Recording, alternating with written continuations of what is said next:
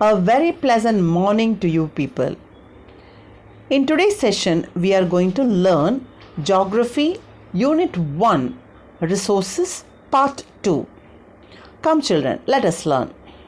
Children, before moving into today's session, let us have a recap of what we learned in the last one. In the Part 1, we learned about resource. We learned that a resource is anything which can be used for satisfying the human needs. There are natural resources, are those that exist without the action of human beings like air, water, soil, trees, wildlife, coal, petroleum, minerals, trees and forests. We learned that natural resources can be classified on the basis of their origin as biotic and abiotic resources, and on the basis of renewability, it can be classified as renewable resources and non-renewable resources. Abiotic resources are found in the biosphere, which are obtained from living and organic matter that includes forest, crops, birds, animals, fish, man and material that can be obtained from them. Fossil fuels such as coal, petroleum, natural gas, because they are formed from the decayed organic matter. Whereas an abiotic resource are non-living parts of an environment. It includes land, water, air, sunlight and ores such as gold, iron, copper and silver. Natural resources are obtained from the environment and they are essential for the human survival. Resources cannot be always consumed in their original form, but they can be processed into usable commodities and things. It also contributes immensely to boost up a nation's economy. Natural resources satisfy the daily needs of man, such as the food, clothing and shelter. Children, in this session we are going to discuss about the other classification of resources. Children, in the last class we learned that natural resources can be classified on the basis of origin as well as the basis of renewability. We learned that on the basis of origin it is classified into biotic and abiotic resources. Now we will learn about the natural resources classification on the basis of renewability, that is renewable resources and non-renewable resources. Children, on the basis of renewability, resources can be divided into two types. They are renewable resources and non-renewable resources. A renewable resource comes from the solar energy, hydropower, geothermal, wind energy and biomass energy. Whereas a renewable energy comes from fossil fuel, coal, nuclear energy and natural gas. Children, a renewable resource is a resource which can be used repeatedly and replaced naturally. That is, it is replaced naturally. Naturally, it will be replaced again and again and we can use it again and again. Renewable resources harvested and used rationally will not produce pollution. If you are using it properly, if you are harvesting it correctly and rationally, use wisely, then it will not produce pollution. The use of renewable resource and energy source is increasing worldwide. You can find the usage of renewable energies are increasing worldwide. For example, you can see the solar energy, the wind energy and the hydropower. Solar energy, wind energy and hydropower are examples of renewable energy. So children, what is a renewable resource? It is one which can be used repeatedly and which is replaced naturally. Examples being solar energy, wind energy and hydropower. The picture shows you the distribution of the renewable resources. You can see the distribution of wind energy, then hydropower and solar energy. In India, we have the renewable energy resource of hydropower as well as solar energy. Children, now let us learn about the solar energy. The sun produces energy in the form of heat and light. There are two forms of energy from sun. So sun gives out energy in the form of heat as well as light.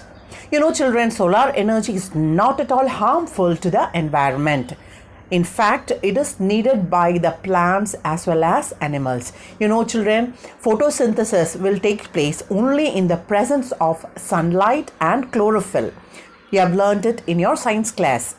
Same way, even for the human beings, sunlight is very essential. As exposure to sunlight, our body produces vitamin D. So it is not only harmful to the environment but very essential for the living things. The photovoltaic devices, photovoltaic, PHOTOVOLTAIC, photovoltaic devices, or otherwise called as solar cells, directly convert the solar energy into electricity. So the solar cells are able to convert the light, the energy that falls on it, into electricity. It is actually converted to a direct current. Direct current is one which you can find in your normal cells. Okay, and we use an inverter to convert it back to an alternating current. The individual solar cell in a group panel can perform small applications from charging your calculator. You can see on the picture a solar powered calculator is given there, or to run the watch batteries, to large such as to power residential dwellings. Dwellings are living places, so it can be used to give power to even to the houses. The application involves a small devices such as a calculator to a huge buildings or industrial area. You know, children, there is an airport in Kerala, that Cochin International Airport it is fully powered by solar panel and solar cells.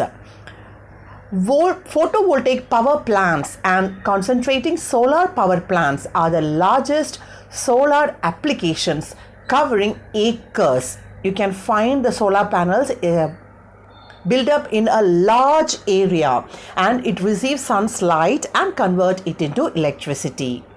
Children, India, China, Japan, Italy and states of America are major utilizers of solar energy in the world. Countries, even India, also uses solar power to power our industries and even residential area. Children, the Kamuti is the world's largest solar power park located in the Indian state of Tamilnadu, spread over 2,500 acres and consisting of 2.5 million solar panels. It is estimated to make enough power for 750,000 people. The spread is around 950 Olympic-sized football fields.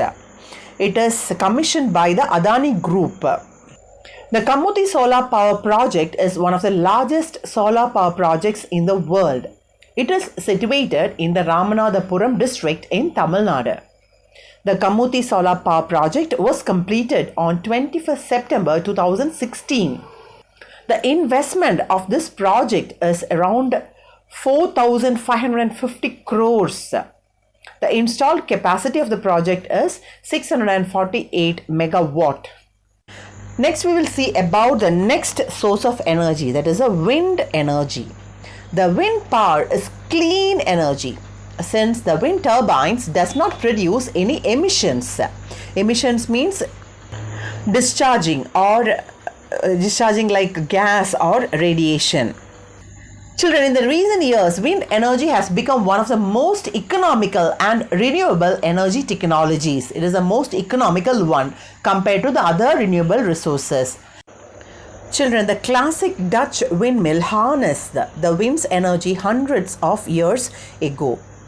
Historically, windmills in Holland served many purposes, like pumping water out of lowlands and back into the rivers. They were even used to drain the wetlands. It was also used for milling, that is, for grinding the grain or corn. The modern wind turbines with 3 blades dot the landscape today, turning wind into electricity. As you see in the picture, the horizontal windmill, that is, the blades catch the wind and spin. The generator converts the mechanical energy into electricity. The cable carries electricity to the transmission lines. Computer system controls the direction of the blades. That is a mechanism of a windmill. Major wind energy producing countries are United States, China, Germany, Spain, India, United Kingdom, Canada and Brazil. Children, the modern windmill or a wind turbine can use the wind's energy to generate electricity. They are usually mounted on a tower to capture the most energy. It is a clean source of renewable energy that produces no air or water pollution. And since the wind is free, the operational cost is nearly zero once the turbine is erected. Children, the major wind farms in India are Muppandal in Kanyakumari district, Jaisalmer in Jaisalmer district in Rajasthan, then Brahmanvel in Dhule district in Maharashtra, Dalgaon in Sangili district in Maharashtra, Damanjodi in Damanjodi district in Odisha. And the capacities are in decreasing order. Muppandal is in Kanyakumari. It is India's largest operational onshore wind farm. It is one of the world's largest operational onshore wind farms with a capacity of 1500 megawatt. Children, megawatt, MEGAWATTS, megawatt is used to measure the output of a power plant or the amount of electricity required by an entire city. And 1 megawatt is equal to 1000 kilowatts. The Jaisalmer wind farm is the second largest onshore wind farm which is in operation. It produces 1064 megawatt capacity. The Brahmanvel wind farm and the Dalgaon in the Sangli district of Maharashtra has a capacity of 528 megawatts and 278 megawatts respectively. The Damanjodi in the Odisha, which is a coastal state, has a capacity of 99 megawatt power. Now we will see about the hydropower. Water is considered as a great source of energy. At present, water is used for producing hydroelectric power. The hydroelectricity is generated from moving water with high velocity, that is speed, and great falls with the help of turbines and dynamos. Children, the turbines are devices used to transfer the energy from the moving water to a rotating shaft to generate the electricity. A row of blades is fitted to some rotating shaft or plate. Water is then passed to the turbine over the blades, causing the shaft to rotate. A dynamo is a device which is capable of converting the power using the commutator. Dynamo generates the power. Turbine produces it and dynamo generates the power. And hydroelectricity power is the cheapest and the most versatile source of energy out of all the known energy. It is the cheapest and the versatile source. So water from a height is used to move the turbines which are using the dynamos. It will generate the electricity. The speed of the water is used to produce the current. The hydroelectric power is a renewable source. China, Canada, Brazil, United States of America, Russia, India, Norway and Japan are some countries producing the hydroelectricity, with the China being the largest producer. There you can see the working of a hydropower plant. You can see the water reservoir and it is held up using a dam, and pipes carry the water from the dam down towards a turbine which rotates, generating the electricity in the power station, and it is sent through power lines. What you see on the picture is a Itaipu hydroelectric dam, which is the world's second largest operational hydroelectric power plant in terms of the installed power. It is on the Parana River between the Brazil and Paraguay. Children, now we will see the major hydroelectricity projects in India. The first one being the Tehri Dam with an installed capacity of 2400 megawatts in Uttarakhand, Sri Sailam Dam in Andhra Pradesh, Nagarjuna Sagar Dam also in Andhra Pradesh with a capacity of 960 megawatt, Sardar Sarovar Dam in Gujarat with 1450 capacity, Bakra Nangal in Punjab with 1325, Koina Dam in Maharashtra with 1960 megawatt, our own Metu Dam in Tamilnadu with 120 megawatt capacity, and Idukki Dam with 780 megawatt capacity in Kerala. Children, now we will learn about the major hydroelectricity projects in the world. The first one being the Three Gorges Dam in China across the river Yangtze with a capacity of 22,500 megawatt. Followed by the Itaipu Dam in Brazil and Paraguay across the river Parana with a capacity of 14,000 megawatt. Then you have the SYLLABUS Dam in China across the river Jinsha with a capacity of 13,860. You have the Guri Dam in Venezuela across the river Caroni with a capacity of 10,235. You have the Tucuruí Dam across the Tocantins River in Brazil with an installed capacity of 8,370 megawatt capacity. Children, the Three Gorges Dam in China is the largest hydroelectricity project in the world. Three Gorges Dam. Its construction started in the year 1994 and ended in 2012. The installed capacity of the dam is 22,000 megawatt. The height of Three Gorges is about 594 feet, that is 181 meters, and the length is about 7,770 feet, that is roundly about 2,335 meters. Before we wind up, let us have a recap of what we learned in this session. Children, in this session we discussed about the renewable energy sources, that is the solar energy, the wind energy and the hydroelectrical energy. The solar energy is produced by photovoltaic devices or solar cells which convert the solar energy into electricity. In wind energy, the wind turbines are used to generate the electricity. In the case of a hydropower, hydroelectricity is generated from moving water with high velocity and great falls with the help of turbines and dynamos. The hydroelectricity power is the cheapest and the most versatile source of energy out of all the known forms of energy. Children, in the next session, we will discuss about the non-renewable energy resources. Now it's worksheet time. Worksheet number 2. Roman number 1. Choose the correct answer. First question.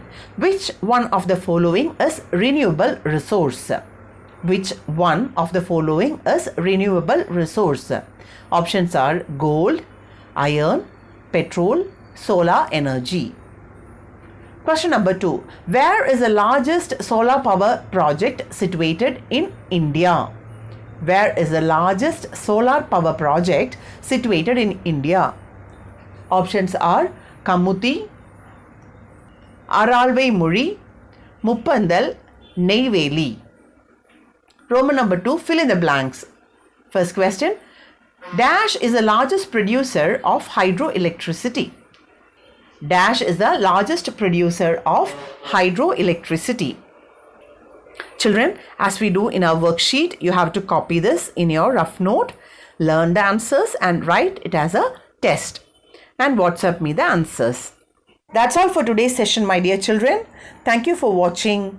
For more videos and solutions, please visit and subscribe our YouTube channel Samacheer Kalvi Guide.